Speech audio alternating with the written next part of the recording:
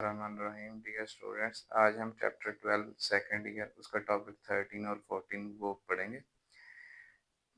जो टॉपिक 13 है वो कैपेसिटर है। कैपेसिटर को बारे में ब्रीफ किया गया है कि व्हाट इज़ अ कैपेसिटर। और जो टॉपिक 14 है उसमें पैरेलल प्लेट कैपेसिटर की कैपेसिटेंस फाइंड की गई है।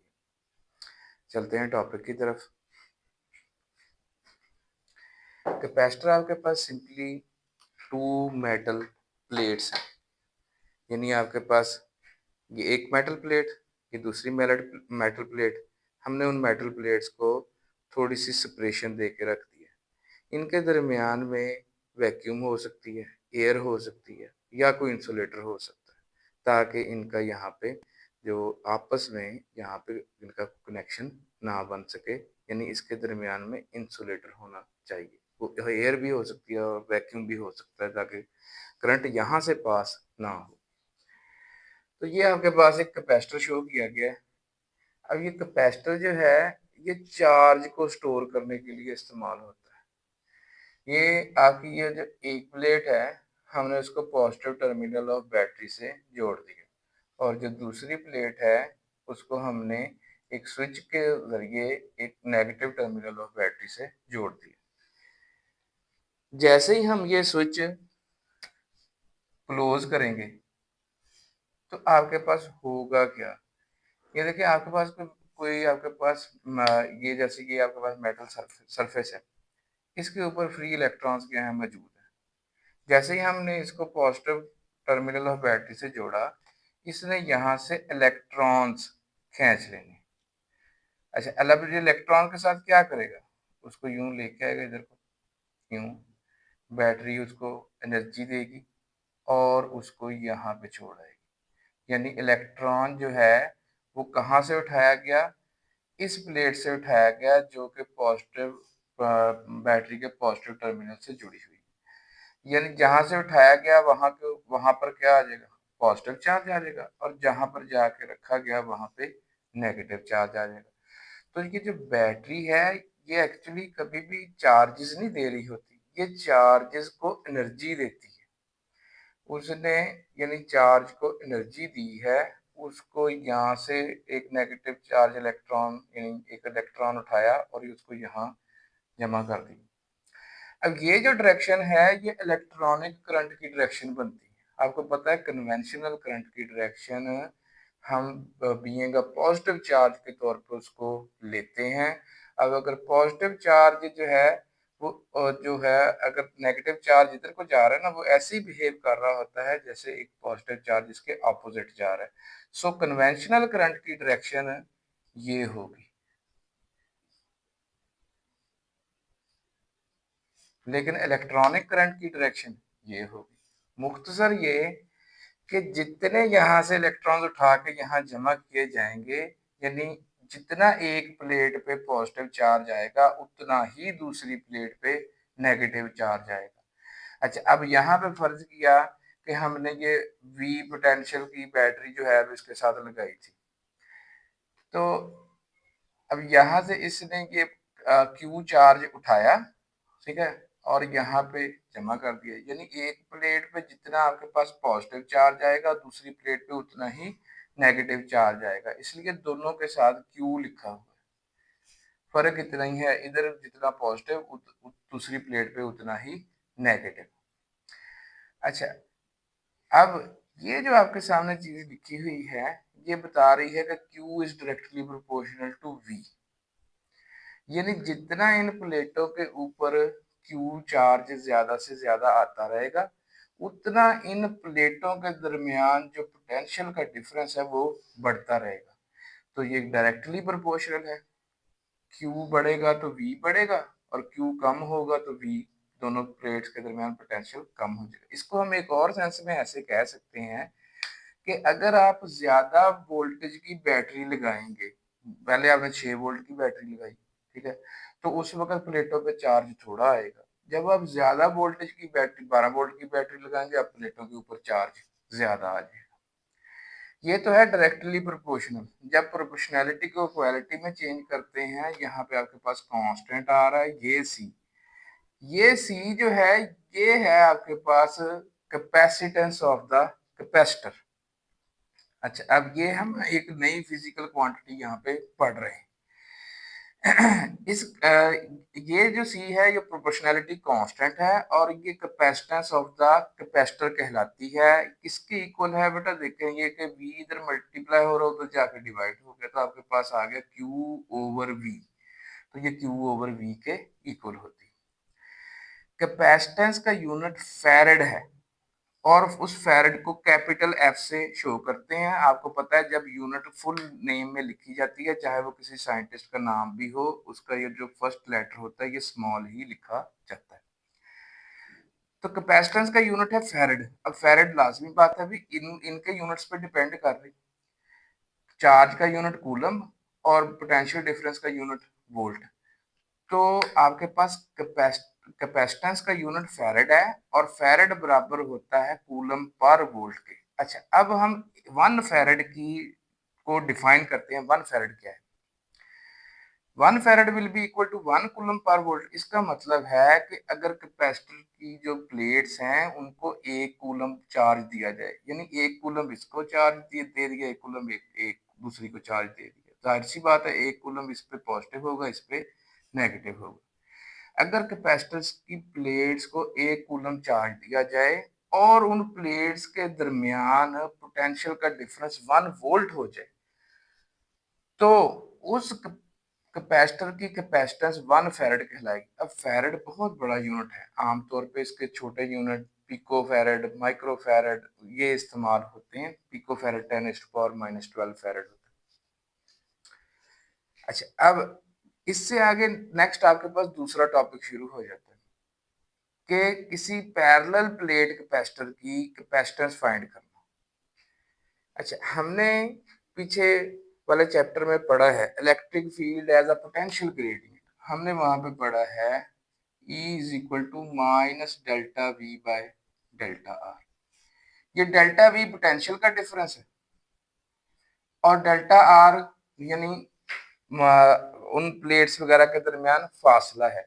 अगर आप इस टॉपिक में के हिसाब से देखें तो ये दोनों प्लेटों के दरमियान जो पोटेंशियल का डिफरेंस है ये V ओवर इनके जो प्लेटों के दरमियान फासला है ये D से रिप्रेजेंट किया गया।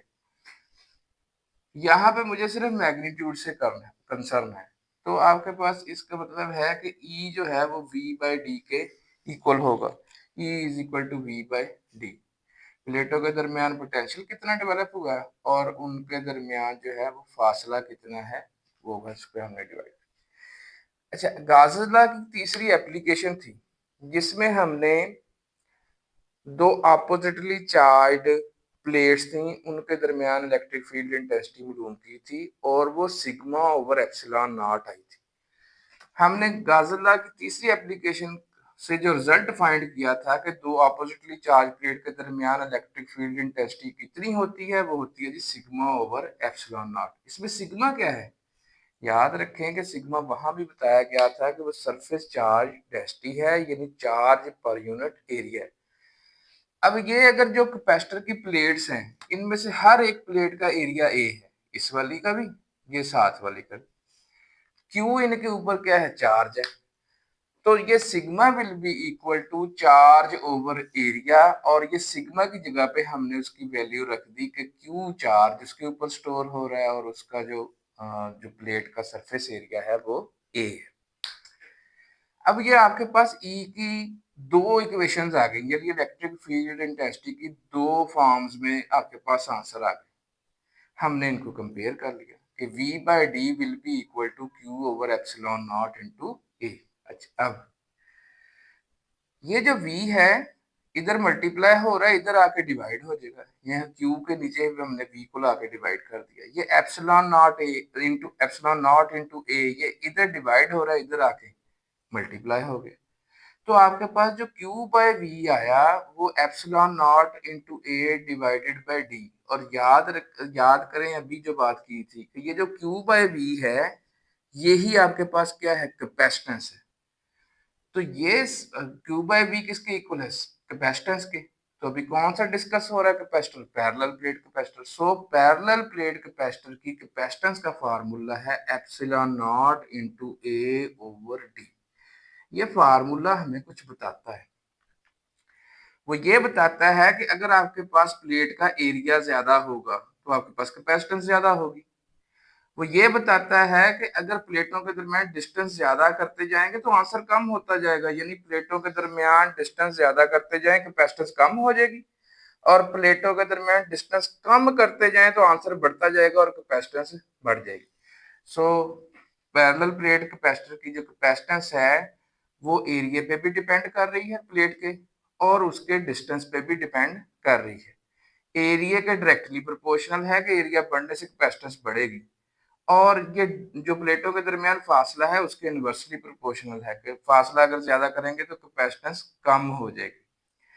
अच्छा, ये तो था तब की बात जब हमने प्लेटों के दरमियान कोई मटेरियल नहीं रखा था, यानी प्लेटों के दरमियान वैक्यूम थी या कह लें एयर थी।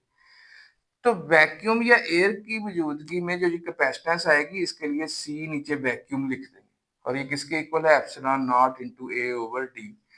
अगर आपको पता है कि ये एप्सिलॉन नॉट क्या है, ये परमिटिविटी ऑफ फ्री स्पेस है। अगर आप कोई और मटेरियल रखेंगे तो उसकी रिलेटिव परमिटिविटी इस एप्सिलॉन नॉट के साथ आएगी। अच्छा, तो आपके पास जब कोई मीडियम हम इंसर्ट कर देंगे बिटवीन द प्लेट्स, ये प्लेटों के दरमियान अगर हम कोई मटेरियल रख दें, लेकिन होना कौन सा चाहिए, इंसुलेटर। तो जो भी इंसुलेटिंग मटेरियल इसमें रखेंगे वो हमारे पास डाइलेक्ट्रिक कहलाएगा, और उसकी जो रिलेटिव परमिटिविटी होगी वो हमारे पास ये यहाँ पे एप्सिलॉन नॉट के साथ मल्टीप्लाई हो जाएगी। तो ये कैपेसिटेंस तब की जब वैक्यूम है, और ये कैपेसिटेंस तब की जब उसमें हमने कोई मीडियम और इंसर्ट कर दिया है। अच्छा, इसमें ये अगर हम ये सी मीडियम को डिवाइड कर दें सी वैक्यूम पे, ठीक है, यानी इसको इस पे डिवाइड कर दें, तो आप देखें कि यहाँ पे आपके पास सिर्फ ये बचेगा एप्सिलॉन आर, जिसको हम रिलेटिव परमिटिविटी कहते हैं, और इसको हम यहाँ डाइलेक्ट्रिक कांस्टेंट भी कहते हैं। यानी आपके पास डाइलेक्ट्रिक कांस्टेंट जो है वो रेशियो है कैपेसिटेंसेस की, कब कब की, कि जब उसमें मीडियम इंसर्टेड है, टू तब की जब उसके पास जब उसमें मीडियम कोई भी इंसर्ट नहीं किया गया, यानी उसमें एयर है या वैक्यूम है। अच्छा, यहाँ पे देखें, ये जो आपके पास एक कैपेसिटर है वो हमने उसको चार्ज कर दिया। अब हमने उसके साथ लगाया वोल्ट मीटर। वोल्ट मीटर एक रीडिंग दे रहा है, फॉर एग्जांपल 12 वोल्ट। तो ये हमने 12 वोल्ट की बैटरी के साथ लगा के इसको चार्ज किया था। अब हमने इसको उतार लिया, ये चार्ज है, इसके साथ वोल्ट मीटर लगाया है, ये वोल्टेज दे रहा है 12 वोल्ट। अच्छा, अब यहीं पे आप क्या करेंगे, इसमें कोई मीडियम इंसर्ट कर दें। ये हमने उस मीडियम क्या कर दिया, इंसर्ट कर दिया। अब देखेंगे कि अब मीडियम इंसर्ट करने से ना इसका ये पोटेंशियल जो है वो ड्रॉप हो जाएगा, जैसे 12 वोल्ट से कम होके 8 वोल्ट आ गया। अब देखें, चार्ज तो कहीं नहीं गया, यानी चार्ज फ्लो नहीं हुआ कहीं भी, ठीक है, हमने कैपेसिटर को डिस्चार्ज नहीं किया, यानी चार्ज इसकी जो प्लेटें हैं उन पे उतना उतना ही चार्ज है। तो अब ये कम क्यों आपके पास दे रहा है, पोटेंशियल का पोटेंशियल डिफरेंस क्यों कम दे रहा है, ये अब हम नेक्स्ट टॉपिक में डिस्कस करेंगे, क्योंकि यहाँ पे अब ना यानी वो अलग एक टॉपिक है आपका के पोलराइजेशन का।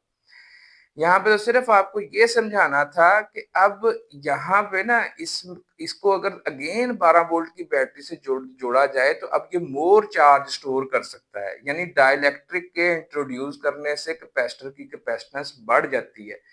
ये जो एप्सिलॉन आर है ना, इसकी वैल्यू वैक्यूम या एयर के अलावा 1 से बड़ी ही होती है। इसका मतलब है जब भी हम कोई डाइलेक्ट्रिक मीडियम यानी यहाँ पे कोई इंसुलेटर इंट्रोड्यूस करवाएंगे कैपेसिटर की प्लेटों के दरमियान, तो उसकी जो कैपेसिटेंस है वो एप्सिलॉन आर टाइम्स बढ़ जाएगी। चलें, बहुत शुक्रिया, फिर मिलते हैं नेक्स्ट टॉपिक के साथ।